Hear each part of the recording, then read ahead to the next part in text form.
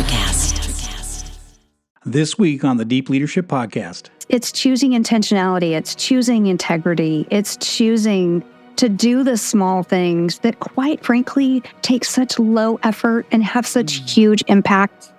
Hi, and welcome to Deep Leadership. I'm your host, John Rennie. Well, I hope all is well with you today, and I'm so glad you found this podcast.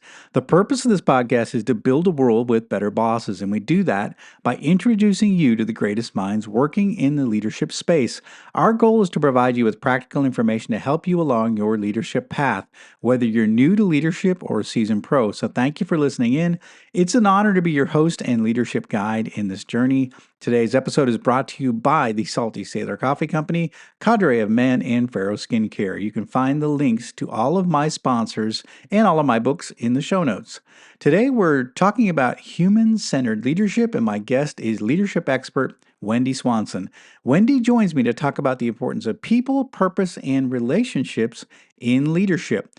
You've heard me say that leadership is a people business. Well, Wendi helps us understand why this is even more critical in a post-COVID work environment.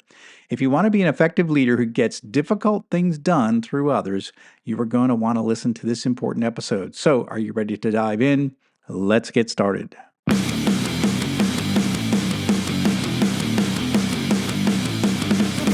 Welcome to Deep Leadership.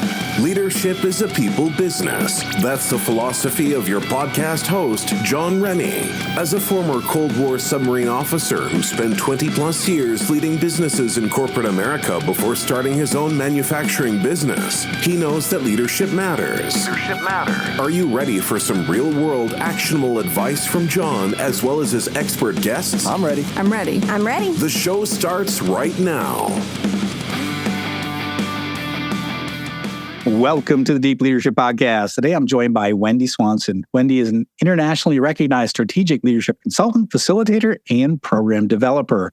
For the last 2 decades, Wendi has worked with executive leaders to develop high-potential teams and organizational growth strategies. Through authenticity and intentionality, she encourages a human-centered approach to growth and redefines what it means to be a leader. Wendi gets to the root of what's holding a team back by working directly with management and frontline workers to create a model for change and growth at all levels of the organization. Wendi has delivered workshops across the globe for companies like Godiva, Best Buy, Yankee Candle, Ashley Furniture, Lazy Boy, and more. And I'm excited to have her on the show to learn from her expertise. So Wendi, welcome to the show. Thank you so much. Glad to be here. It's so good to have you on the show. So good to have another leadership expert on here to learn from your perspective. And that's kind of where I want to start off. First of all, just give us your definition of leadership. What is leadership? Okay. I love that question, John. Thank you for asking that. Over the years, I've been in the leadership world for almost 30 years, which I can't even believe that. Started in 1994. And, from my experience, leadership is continuing to evolve. I graduated from college in 1991 with a business degree and also did a minor in marketing. And with my business degree, leadership wasn't even an option. I couldn't even sign up for a leadership course. And today, I think you actually are getting your doctorate in leadership. Like, you can get your doctorate in leadership. And it wasn't even a course for my business degree. So I just think that's so interesting. Yeah, it's come a long way. I really see that as well. I remember my MBA I graduated from my MBA in 94, and there was no mention of leadership in that. And actually, when I teach at some schools, they're in their MBA program, they're still having very little leadership training, which is scary. So, but some universities get it, and they're really bringing the leadership to the forefront, which is really good to see.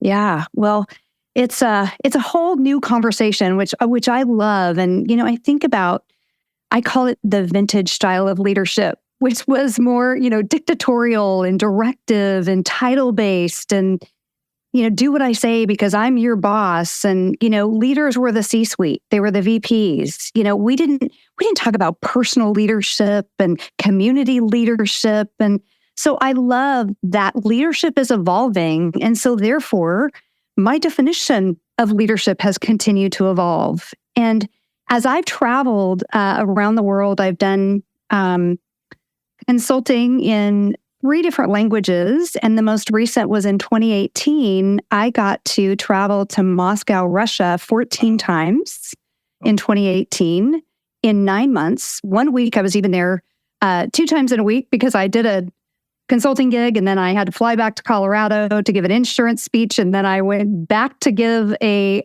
management and leadership speech in Russia, in Moscow. And I'll tell you, as we're talking about how I define leadership, I will get to that, I promise. It's interesting that, number one, everybody defines it differently based on their experiences and based on their journey.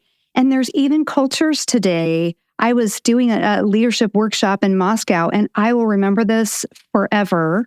I had a booth of translators in the back, and everybody's listening through their headphones. And all of a sudden, this business owner stands up, and he's clearly not very happy with the content. And I'm talking about leadership as inspiration and engagement and creating culture, and leadership being choice and emotional intelligence. And all of a sudden, he just had it, and he stands up. And he says, and it's being translated back into my ear, and, he says, "Wendi, I will not listen to this. Here's the thing. In my business, if somebody doesn't do what I tell them to do, I just simply don't pay them." And I repeated that back to translators in the booth to make sure that I had heard it correctly so that I could respond. It's just interesting because even as I define personal leadership or leadership to me, our listeners may say, wow, that's a really different definition than what I'm used to. So how I define leadership, John, is inspiration that propels action. Okay. So, I think about those people that I am inspired to follow, and those people who I am inspired to follow, it propels me into doing something differently. Maybe it's just seeing my blind spots. Maybe it's, I'm working on something personally I'm pretty intense. And there's a lot of reasons for that. And so I'm really being intentional about softening my approach and being more vulnerable, being more transparent. And I will tell you, I'm having experiences where people are coming closer to me because I'm choosing to work on those things. And so I just believe that it's inspiration that propels action. It's interesting because your definition fits the definition I always teach when I'm teaching classes on leadership. I always say there's 3 things, and I say it's motivation, people, and a goal, right? So that's what leadership boils down to. And so you have inspiration, and I actually kind of like that a little bit better because really what I find is that people are more motivated by themselves. Intrinsic motivation is much more powerful than extrinsic motivation. So. And when I hear the word inspiration, it's like a leader will inspire the internal motivation, right? They'll help them find that within themselves to do what they're going to do. So inspiration sounds to me a little more accurate than motivation. But again, yours is inspiration, and what you don't say is people, but it's implied, right? Inspiration that it propels action. You're inspiring people to get things done, right. And that's what leadership is. You have a group of people, and you have one person who is acting in a leadership capacity, and they're trying to bring everybody together to accomplish a task. And in my lifetime, it's always been to do hard things, right? Is to bring a group of people together to do something really difficult that can't be done by one person. And inspiration is a big part of that. And I love the idea of inspiration even versus motivation, because I think it's a more accurate word that defines what the leader does. Yeah. Well, and John, I do a lot of work in retail, and back in the day, mystery shopping was the big thing. We got to do mystery shopping to make sure that people are doing what we need them to do, because here's what we know: as soon as the store manager leaves, people respond differently, and the customer has a different experience. And so, it's interesting because when you make that shift from management, just simply overseeing processes and actions, and, from overseeing and management to leadership, when people are inspired, they do it whether the supervisor is watching or not, because they want to, they believe in it, they're inspired, they're motivated to do that. So it's just a completely different culture. It really is. Yeah. And I think in some cases we want in my time in corporate, I realized there were some roles I was in, they did not want a leader. They actually wanted a manager. They wanted somebody that was going to follow the rules. Yeah. And then I've been in times where they were looking for a leader, someone that where the rules weren't clearly defined, and they wanted somebody to build something from scratch. And I found myself that I was more attracted to the jobs where I could lead and I could do difficult things with a team, bring a team together, build a team, do difficult things. That's where I thrived. And when I got into jobs that were in management, even those were promotions. So those were moved up, and I'd have multiple plants. I hated those jobs because it was a management, like, don't break it. It's working well, don't break it. That's not me, right? And so I don't like those roles. And so I learned, but it took me 22 years in corporate to figure out what I like to do and what I didn't like to do. And so I think there's a big difference between the two. And when I found myself in management roles, I just did not like it. It wasn't my personality. It didn't fit what I like to do with working with people. Yeah. Well, there's definitely a place for both. And I think when we're talking about leadership, I think leadership also includes a vision. You're inspired by people who have a big dream, a big vision. I think of Walt Disney being here in Orlando, Florida.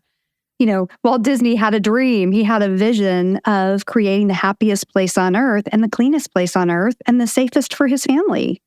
And I think it's interesting that long past his death, that is still happening. I go to Magic Kingdom and I'm in the customer experience industry. And so I walk in and just tears every time because there's that person at the front that is 18 years old and is smiling and waving and, greeting every single one of the guests. And it's incredible. To me, that's leadership. Yeah, absolutely. I mean, what's remarkable about them is the founder's intent lives on, right? So a lot of cases, the founder, when they pass away or they sell the company or whatever, the founder's intent is lost. It seems to me with Disney, the founder's intent is still there. And that's kind of a neat thing. Yeah, to me, that's super inspirational. So it really is. Well, let's talk about this idea of human-centered or human-centric leadership. Tell us what it is and why is it more important now more than ever? Yeah. So, we're still talking about post-COVID, and that probably will be a term that we use forever. Yeah. There's a whole new language. I was just having some fun today and looking up some different language that we still use post-COVID, like social distancing and sheltering in place and isolation and psychological safety and WFH, work from home, and YOM, you're on mute, all the things. And, as much as I joke about that, I think one of the things that we learned post-COVID is it confirmed our need. And I don't mean want, I mean our need for relationship and connection. And I still don't think that we are seeing the full extent of the impact that isolation had to students who were taking classes online. My son was part of a collegiate baseball team. And when they had to leave and close school and come home and they no longer had that team, the impacts, businesses closing, borders closing, I think, a human-centered approach is truly being able to connect one-on-one with a human. It's that relationship. And I think now more than ever in leadership, that is one of the biggest differentiators between a leader who inspires and a leader who does not. I absolutely love that. That's such an important point. And one of the reasons I got into writing about leadership and talking about leadership 10 years ago was I started thinking I was way down the road in my career, and I realized that my businesses tended to perform better than my peers' businesses, and that happened throughout my entire career. And a lot of times my peers would say, well, what are you doing differently? What are you doing? And I could never put my finger on what it was. I could never figure out. I'm like, I don't know. I'm just running the business like I don't know, like I think Right. It should be run. But then I realized that a lot of what I learned how to run a business, I learned on a submarine at sea, as an officer on a submarine at sea. And one of the things that's unique about a submarine is that it's very tight spaces. And so we spend hours and hours with the people that work for us and the people we work for. We had deep, deep relationships with everyone around us.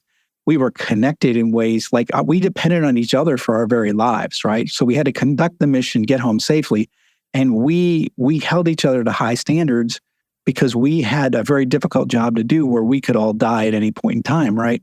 So I learned that people and connecting with people and having this shared a shared mission, right, and a shared goals was essential to success, to mission success. And so I brought that into the corporate world, not knowing that that was different than the way most people ran companies. I wanted to know my people. I spent time on the manufacturing shop floor. I knew my employees. They knew me.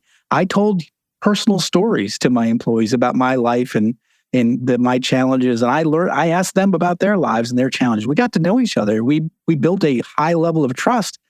And to me, that seemed like common sense. But I realize it's sort of uncommon. And so the idea of now what you say is post-COVID, we want that human connection. We're missing that human connection. And I think we've been missing it for a long time. And I think the COVID sort of really made it even worse. Yeah, I could not agree more. And I had an experience last week, John. Every year I do a growth conference for a dear client of mine in Canada, in Edmonton, Alberta. And a year ago, we did our first conference that we had done live since COVID. And, we've done it for 12 years. And so we had done it virtually for 2 or 3 years. And then a year ago, we did it live. And I just remember, I just wanted to touch everybody's faces. I mean, it was just like they wanted to touch mine. It was just this incredible thing. And last week, I was back giving the second live growth conference since COVID.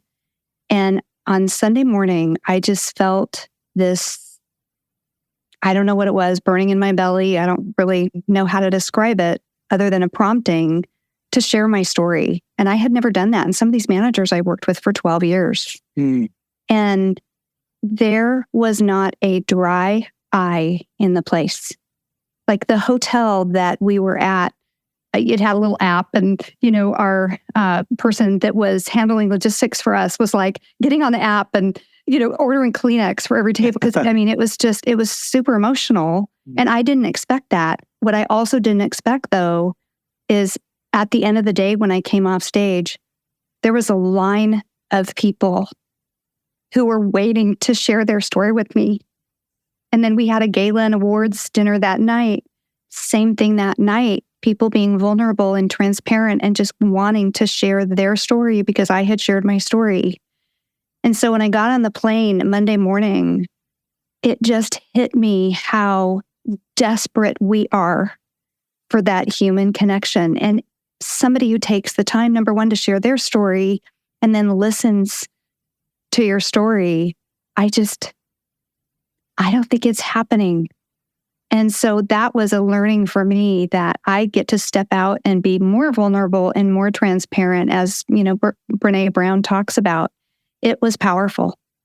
We'll be right back after a quick word from our sponsors. This episode is brought to you by Cadre of Men. Leadership is a people business, and for men, real growth happens alongside those who challenge and inspire you. Cadre of Men is your force multiplier, helping you achieve more strength, deeper connections, and a stronger sense of purpose. I'm proud to call myself a member of this dynamic group. Cadre of Men is built for men who refuse to settle. With dedicated forums covering fitness, fatherhood, business, and more, we provide the tools and camaraderie to help you thrive. Our weekly Zoom calls dive into tough, real-world topics, often featuring expert guest speakers who will push you to sharpen your skills and mindset. Monthly meetups include intense hikes and hands-on building sessions where you forge bonds through shared challenges. From fitness and finance challenges to mastering public speaking, Cadre of Men delivers actionable curriculum in leadership, business, and personal growth. If you're ready to step up, push past your comfort zone, and lead by example, Cadre of Men is for you. Inside the Cadre, we grow together, lead together, and rise together. Visit cadreofmen.com to learn more and take the first step toward becoming your best self. This episode is brought to you by Pharaoh Skincare. I would have never imagined I'd be talking about skincare, but this stuff is truly amazing. Pharaoh is revolutionizing skincare by replacing harmful chemicals with natural ingredients sourced from regenerative farms. Now, weightlifting is tough on the hands, and Pharaoh's Epic Dermis is the best product I've ever used to get my callous hands back to normal and stay in the game. Now I use it every day. Farrow also works to reduce fine lines, wrinkles, and improve overall skin health. As Farrow CEO Charles Mayfield likes to say, a little Farrow goes a long way. Deep Leadership Podcast listeners can save 15% off all of their products by using the code DEEP at checkout. So check them out at farrow.life. That's FARROW.life. This episode is brought to you by the Salty Sailor Coffee Company, the official coffee of the Deep Leadership Podcast. Salty Sailor is a veteran-owned coffee brand on a mission to deliver premium, fresh roasted coffee while making a positive impact in the world. Their motto is drink coffee and do good, which reflects their commitment to making amazing coffee and actively supporting the military community. 10% of every order goes to the Navy Marine Corps Relief Society, an organization dedicated to helping sailors, Marines, and their families in times of need. All our listeners get 10% off every order of their amazing coffee by using the discount code DEEP at checkout. So check them out at saltysailorcoffee.com. Really is, I think, because it says that this environment is safe for these discussions to be said. That's right. So the leader has sort of given permission that says, you know what, I've had these sad challenges as well. I've gone through this as well. I understand, where you're coming from because I've had the same problem, right? And I think, one of the things I think it really does help is that it builds a bond, but I think it's more it builds trust because you are a human. You have flaws, you have failures, you have and you're not some plastic phony manager that says we need a 20% increase in productivity because I said so, right? And that's right. Generally what you would get from corporate, and but I think to say to the group is like, guys, we're really, struggling this month and we've got to pick it up. And I know you guys have worked hard and a lot of you are tired. I said, but we've really got a lot more work to do to get to where we need to be in this company. And let's show management what we can do. Yeah. That's a whole different conversation. Then I need a 20% increase in productivity. That's right. It's the why behind it. And they trust you because you built that relationship over time. That's right. Yeah. And I think sometimes, you're exactly right. I mean, it's a business. We still need the performance. So the story doesn't replace the performance. Right. And when we have that environment where people do feel heard, they feel seen, they feel known, again, it comes back to that inspiration. I want to do a good job. Yeah. Because I trust my leader. Yeah. One of the things that I've been attracted to since I've been studying leadership a little more in depth is the idea of transformational leadership. And I've always been a sort of a fan of servant leadership, but I kind of found transformational leadership. And I like the idea that I like that it fits better with the way I like to lead, only because I see myself helping people become their best in pursuit of trying to help the company be its best. That's right. And I really think that that's my role as a leader, is like finding what really drives an employee, what gets them excited to get up every morning, what they really love to do. If I put them in a role that they feel like they've been put on earth to do, and they're excited to be there, and I've put them in the right role, and it's a role that's going to impact the company that we absolutely need, then I think I don't have to do much work as a leader. When I have a group of people all in their right jobs doing exactly what they love to do, it's like I just have to get out of the way, right? And just let the magic happen. And it takes a long time and it's hard to do. But when I've been in those situations where I had teams that were in their right positions and they love what they do, I really, the performance was not me at all. Like I literally was just giving people the tools they need and the help they needed, but I stood out of the way and let them make magic. And I think that is, and again, that's human centric. That's knowing what people are motivated and what lights them up every day and what they hate doing, what they love doing. It's about getting to know people so that you can figure that out. Yeah. Well, and I think that dovetails into the conversation of who can lead. Yeah. And that's a conversation I had with my cousin, a few weeks ago. I was in Phoenix and, she's like, can anybody lead, or are you kind of born a leader? And, when you really break it down, I think that leadership is the DNA of a leader is broken into two things. It's characteristics and skills. And characteristics, I think, are some of those things that we're born with. Some of it, I think, we can work on. I think the skills, there are so many skills that, as a leader, one of my favorite books, I don't know if you've ever read it, is Lead Like Jesus. No, I have not. No. Oh my goodness. It's so good because, you think about how, whether listeners are believers or not, or have a faith walk, it's interesting because you think about how Jesus led, and Jesus led by, number one, asking questions. And he asked the obvious questions like, Elijah's in the cave and he's like, hey, dude, why are you in there? And obviously he knew why he was in there. He was in there because he was scared. He was running away.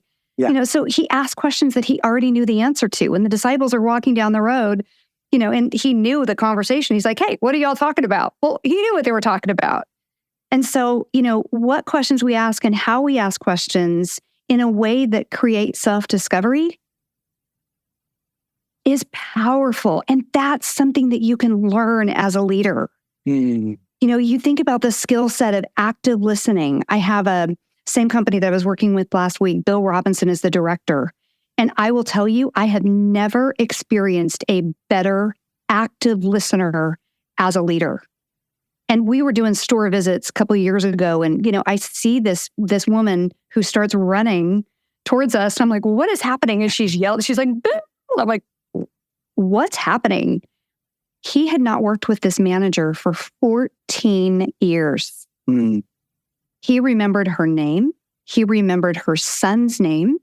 He remembered how old her son would be at this point.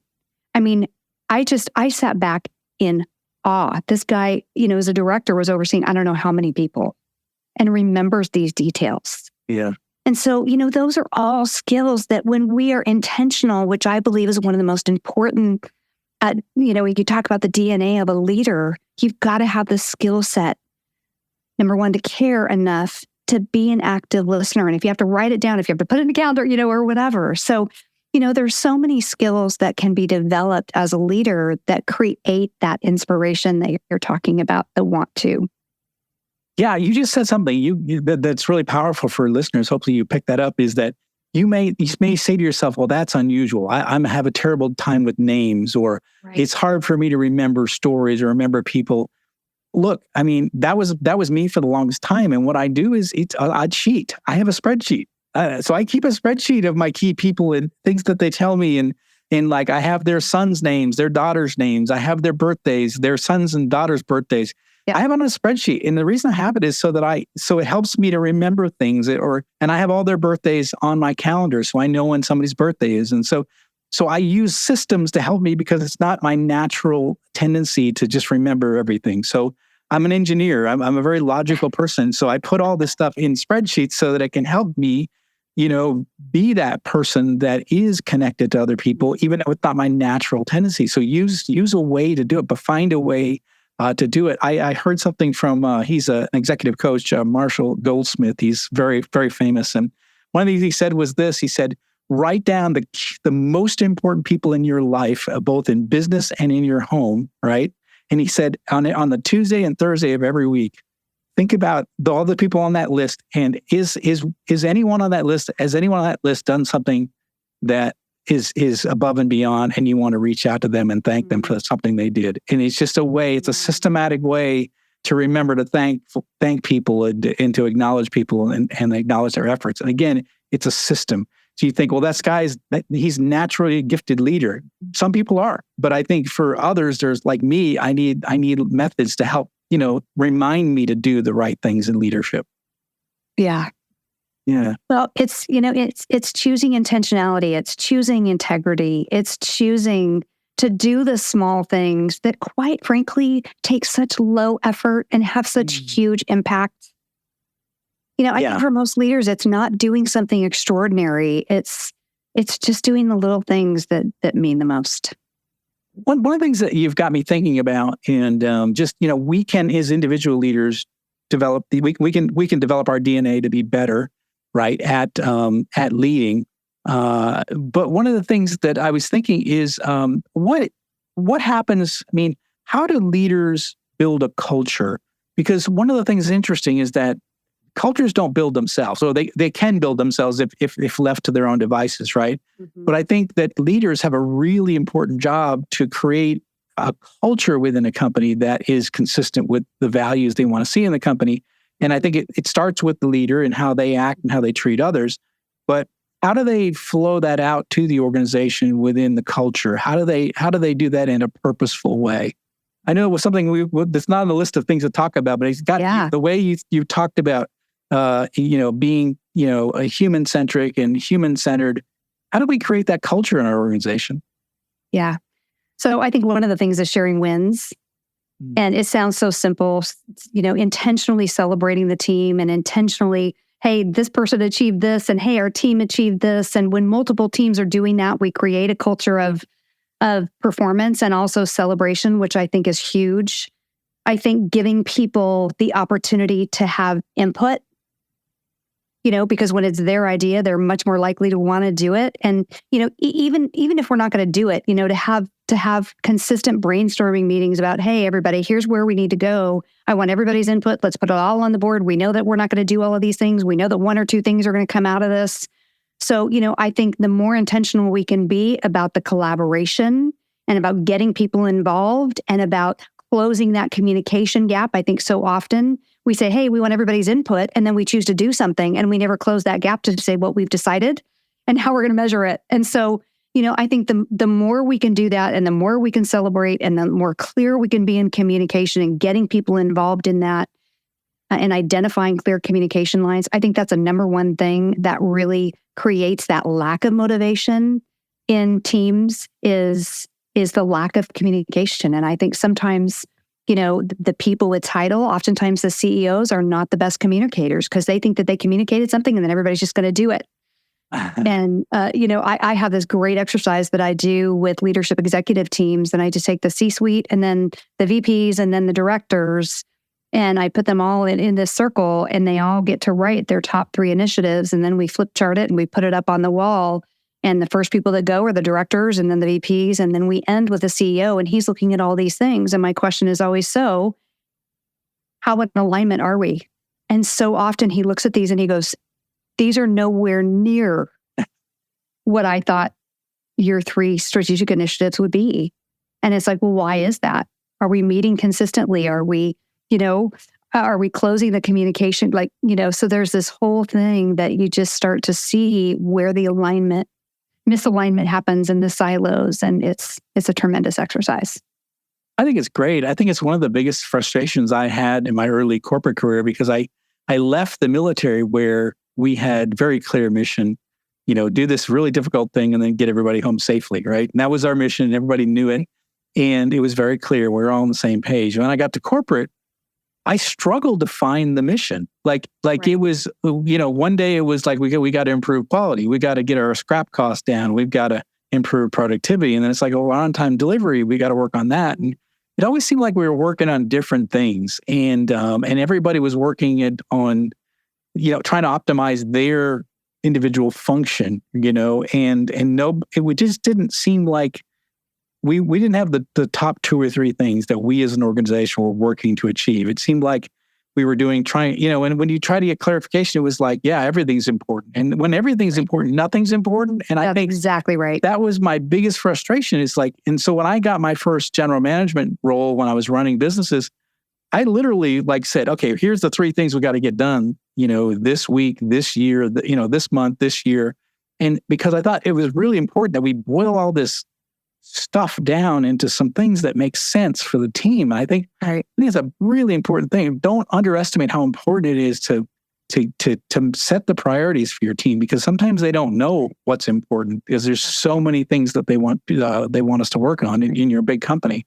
And it may be important for that team, and it's out of alignment where we're going as an organization. And so, to constantly make sure that we're all working towards that end goal is important as well. When in the absence of clear, defined mission, then everything's important, and it's like I often say, when the leader is absent, chaos reigns, right? So when the leader doesn't put the rudder in the water and says this is where the ship is going, the ship is just gonna drift. It's just gonna go all over the place, and you see that when you walk into a business and you're like, you see chaos, right? Mm-hmm. When I see chaos, I see a leader that isn't leading. That's right, and they're not setting the priorities and communicating the priorities and having those meetings and holding people accountable. And I think that's like right now, if you asked every one of my employees, 100% of them will tell you exactly what our goals are this month. But And if they don't, I'll be really angry because I talk about it several times a day, every day. So I would be upset if they didn't know. But it's because I try to boil it down to like really simple. This is what we got to get done. That's and, right. And that way, so it's easy to remember, easy to repeat, because we're busy and there's a lot of priorities. And I think it's our job to boil it down to here's what I want you to do. And I think that's really important. And the other thing too is that we do, like you mentioned, be open to listen to all the different ideas from the people, right? All the different ideas, right? And then it's not effective to just listen to all the ideas. You have to make a decision, like that's right, the direction we're headed, and these are based on these reasons. And I think that is really helpful, is the why behind. That's right. What we've chosen for our priority. Well, and you're exactly right. To close that communication gap, I did a teamwork and communication exercise with law enforcement in Kansas, and we had 3 different branches. We had the local police, we had the sheriff, and we had the Kansas Bureau of Investigations. And, when they would show up on a scene, all 3 branches, there was mass chaos because number 1, they didn't have a common language. Number 2, the people who were stepping forward were not the people who needed to be stepping forward, and vice versa. There were people who needed to step forward that were not. And so we did this whole exercise, and there's a communication exercise where they're not allowed to use words, and they're passing papers back and forth, and there's one goal, and it's a very simple goal.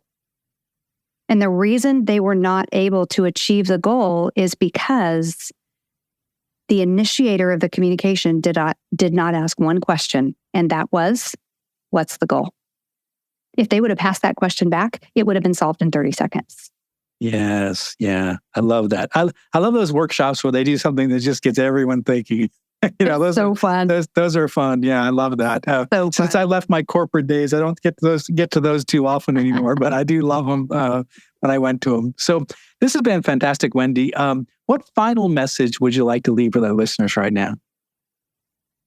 I would just say that if you are in a position where you either are leading or you want to lead better, just be intentional. Just choose one thing.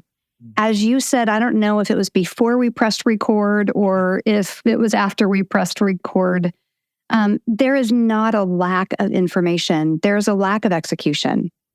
And so there's more information out there than we know what to do with on leadership. And so I would just say be intentional, choose one thing, and just do it. And get someone who is a mentor, someone who you trust, who is willing to point out your blind sides and just say, here's what I am working on, and I really want to get better on this. Mine, as I told you, was, the intensity. So, when you see that intensity rise in me, would you just let me know that you see that so that I can see it? Because I may not. And that's really changed my relationships, not just in business, in life. My son and I, who is 25, we now have conversations that he'll go, "Hey, Mom, that was a little intense." And I'll go, "It sure was." Let me rephrase that. So, just choose intention and choose one thing and just get better. I love that. It's so important.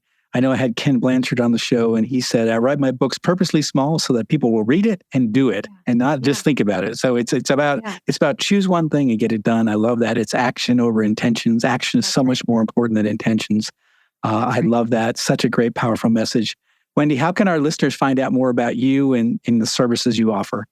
So I am on LinkedIn. It's Wendi Swanson.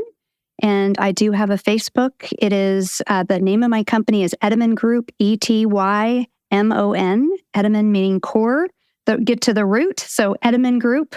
And my email is also on my website, which is etymongroup.com. Fantastic. We're going to put links in the show notes for all of Wendi's resources. And again, leaders, if something in this conversation sparked your interest, if you want to talk to Wendi, please reach out to her. That's why we put the links in the show notes. Reach out to her. Say you heard her on this show and you had some questions or you want some clarifications, or you say, wow, I really want to learn, have you come out to my company and help us get more intentional, become better, a little more human-centric.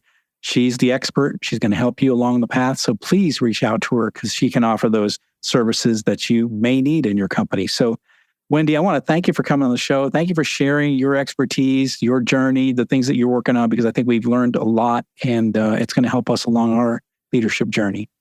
You are very welcome. Thank you so much for having me as a guest. Thank you. Well, that is it for today. Thank you for listening to Deep Leadership. If you like this podcast, please subscribe and share so we can continue to build a world with better bosses. Until next time, this is John Rennie saying take care and lead well.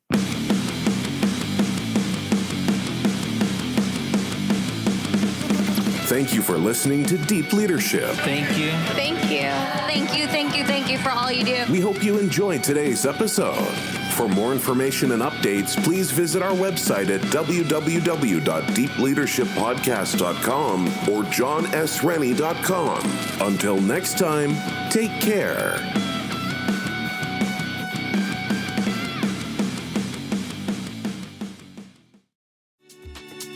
Hey guys, it's Miriam Love here, and I want to share something very special with you.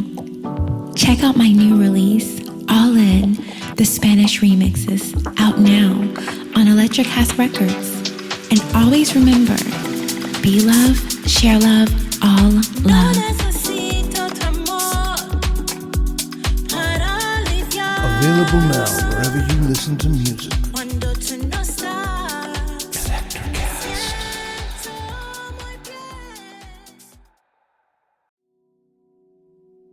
Hi everyone, I'm Geraldine Glass, a leader in the field of music as medicine, and I'm excited to share with you my newest release of healing sound, Pentatonic Visions, with Chris Scholler and Electricast Records.